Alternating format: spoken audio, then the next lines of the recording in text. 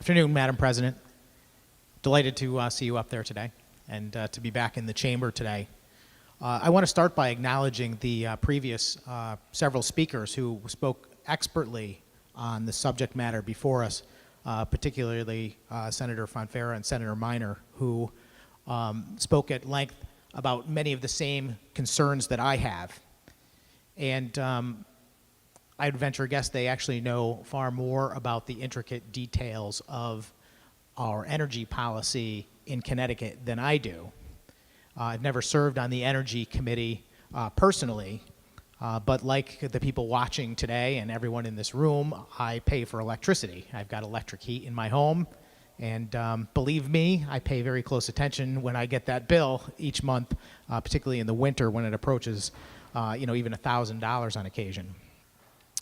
This past summer has brought into clear view that we have specific concerns with regard to electricity and energy policy in our state, partially because of the tremendous storm that we had and the response, which many people feel was less than desirable from our utility companies, and that in conjunction with a large spike in electricity rates, I think really has made this an important issue that we've genuinely got to address. And I'm pleased by that. In fact, I would say that if any good has come out of those things, the public is angry enough to force us into action, to do something. And to me, that's the way our government should work. So I want to just give a little background to start with. Connecticut electric rates are some of the highest in the entire country. And I guess what I want to do is break this down in a way that I would want to hear it if I was listening as a ratepayer at home. And the questions are why? Why are my rates so high? Why did I not have my power restored in a timely manner? Who is responsible for those things? And what is the legislature going to do about it? Those are the questions people want to know. So Connecticut has very high electricity rates, and there's a number of reasons for it, but the number one reason, I think, is that we are part of the New England electric grid, which is very reliant on natural gas. And the reason why we're relying on natural gas is because of environmental policy over the years, which restricts our use of other types of fuel like nuclear, coal, and oil. And since we don't have any natural gas ourselves, we have to pipe that gas into Connecticut. So you can imagine that all by itself is going to contribute to having high electricity rates in Connecticut. But there are secondary effects of that also.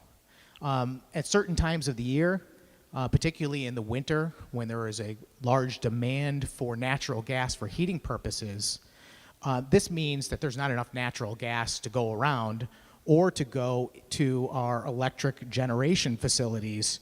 And of course that raises the premium, and we end up paying for it essentially twice. I know there's a big concern also when I talk to my constituents when they receive their bills and they're looking on there and they see that there's a charge for delivery and then a charge for the supply. And they are wondering why the delivery charge can be so high. So for information purposes, I would break it down and say, number one, the delivery charge is high because it reflects all of the infrastructure that exists out there to get the electricity from where it's generated to your home or business. And you can imagine what it costs to install telephone poles and run wires across the state.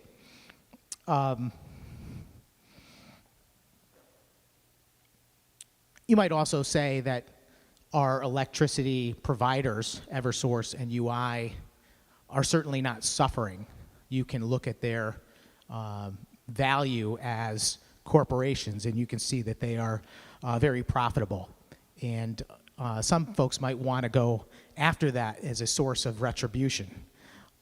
You know, it's a funny thing because I keep hearing folks on one hand say that Eversource is a private company, and on the other hand, it is a public utility, and both things are true. And I've got a funny way of looking at it, and I guess that I'm very much a free market oriented person, and I don't like to tell companies or corporations how to run their business.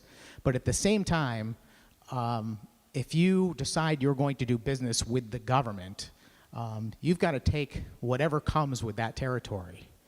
And I think it's time for Eversource to start receiving some of the criticism and critical review that is contained in the bill before us.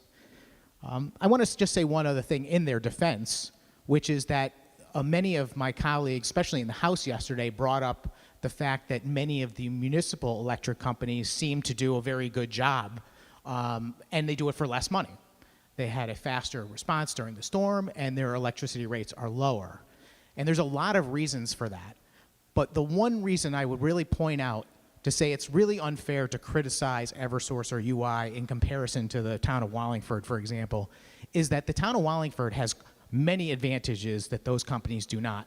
And the number one advantage is that being a municipality, they do not pay property taxes on their equipment.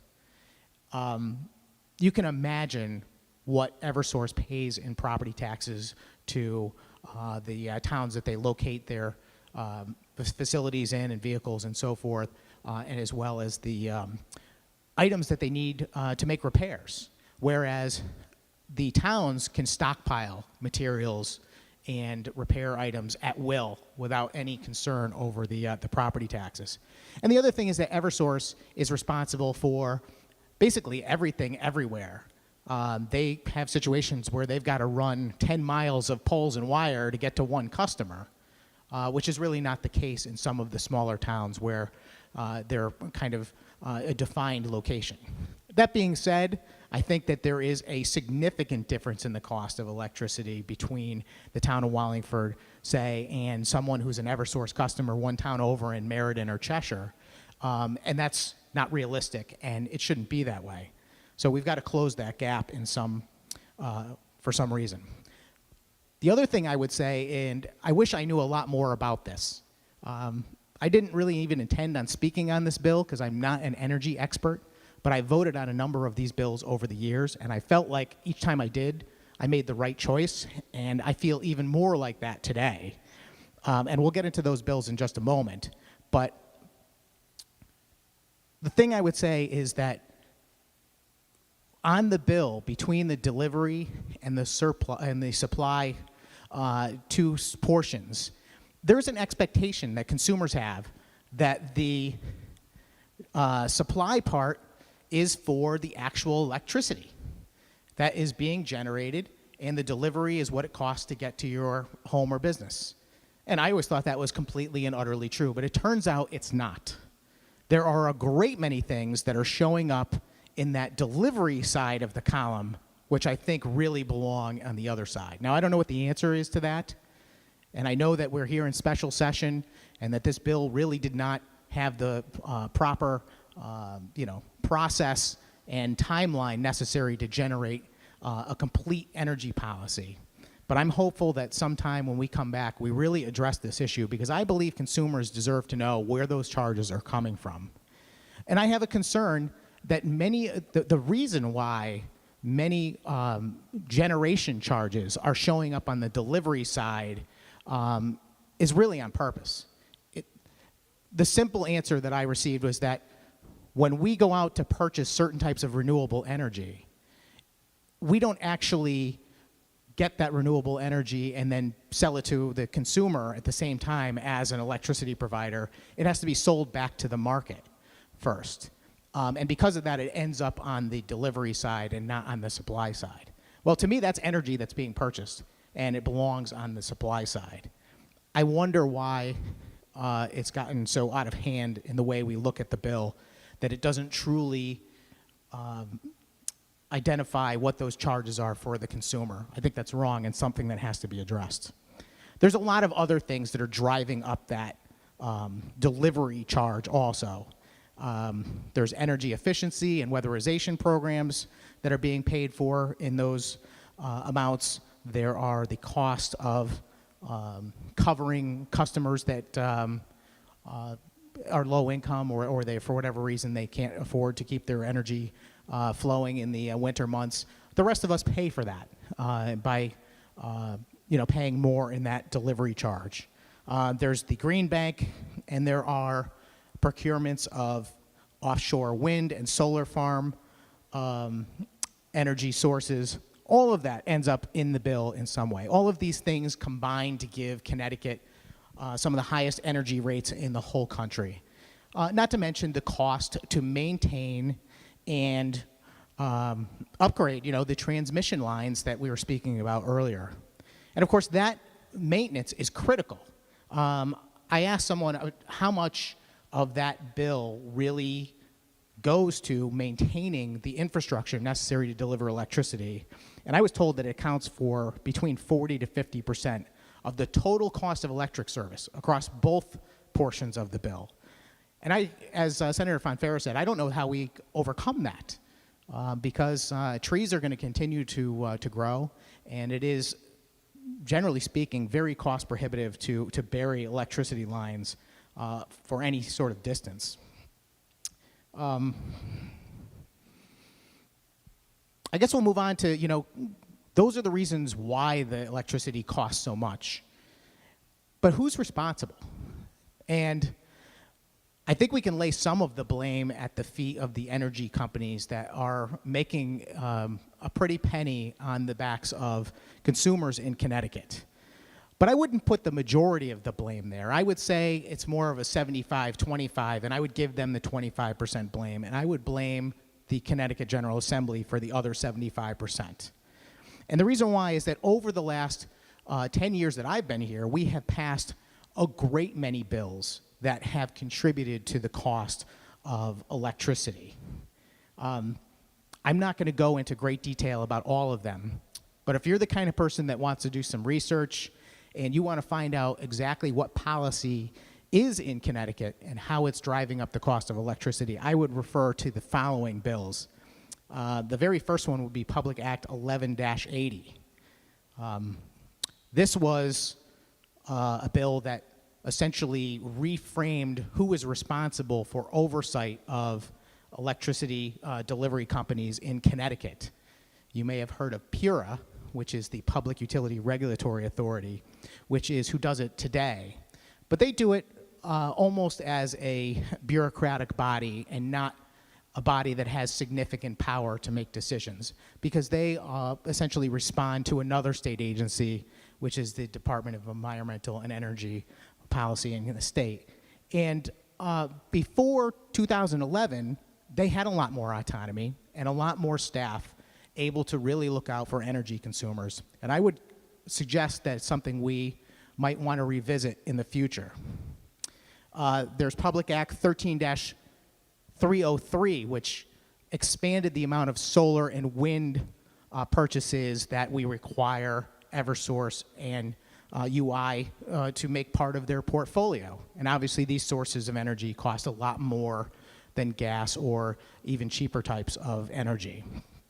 There is Public Act 15-107, which was the creation of a lot of energy efficiency projects and the creation of some of the additional fees and charges that each of us see on our bill. One of the things I wanted to talk about, but I cut from my remarks today because I don't want to go too long, was the issue of the combined public benefit charge, I think it's called. And it's a series of fees and programs that exist as a line item on our electric bills. Public Act 15-194, Public Act 17-3, and the most recent one, which is Public Act 18-50, which was an act concerning Connecticut's energy future. And I think that's the most recent example of a major energy policy revision done in the state of Connecticut. And if you want to take a look at that and simply just look it up on the Connecticut General Assembly website, and note that the very first paragraph of the summary says, number one, annually increases the state's renewable portfolio standard starting in 2020 until it reaches 40% in 2030. This is the number one reason why electricity rates cost what they do in Connecticut, in my mind. And I would just say that I completely agree that we need to be on a path towards cleaner, more renewable energy. I think every person agrees with that. The question is, how fast should we be on this path? We need to protect our environment. We need to be forward-thinking about clean and renewable energy. But we need to do it on a schedule that is affordable and also achievable. And my issue with that bill when it passed is I don't know that it is even achievable today, 2 years after that, to get to 40% renewable by 2030. And the sad part is that most of the people in this body, the Senate and House of the Connecticut legislature, the bill passed overwhelmingly. And I'm afraid a lot of people in here knew that it's not even achievable at this point. We need to be a little more thoughtful when we pass policy like that to recognize what we can actually get to and the damage that we might be doing along the way when we make decisions by simply pressing a red or green button. I think the House did a really good job going over this bill last night. They covered the most important factor, I think, which affects each of us in our vote today, which is, are you sure this isn't really going to raise rates? Because the word on the street is that even though this bill is designed to hold Eversource accountable, take our grid back, there's a concern that some of the provisions in the bill will raise rates. And that was my concern also. And I'm not going to bother asking the good chairman of the Energy Committee the same question again, because I've heard it asked and answered no less than 20 times now. The bill says no. The bill says that anything that is going to generate additional costs has got to come out of Eversource and UI's end and not out of the pocket of the consumers. Now, I want to believe that, and I'm going to have to today because I've got no choice. I can only vote on the language that's before me. And because I do think the bill is a good step forward. I think the bill does do the one critical thing that's been missing in recent years, and that is it creates identifiable and strict performance standards and obligations on those electricity providers so we can measure their performance. And I'm going to support it largely because of that reason, and because I do think that we are setting up a framework that we can come back and do a much better job.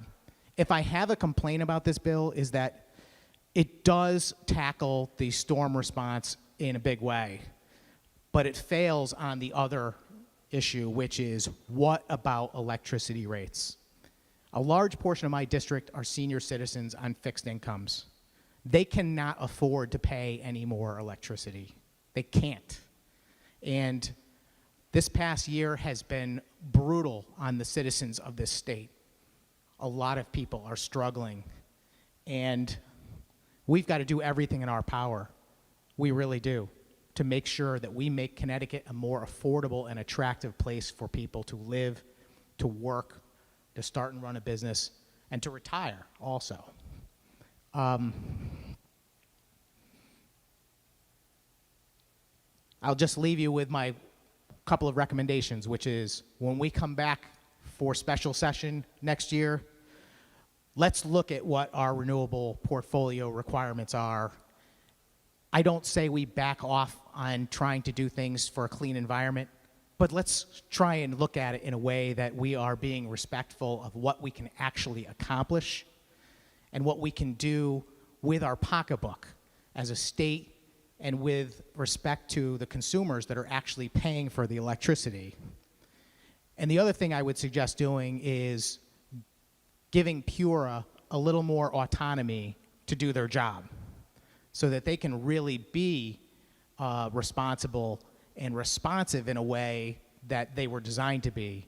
And with that, Madam President, I will return the microphone to its stand and suggest that my colleagues do support this bill. Thank you. Thank you, Senator Sampson. Will you remark further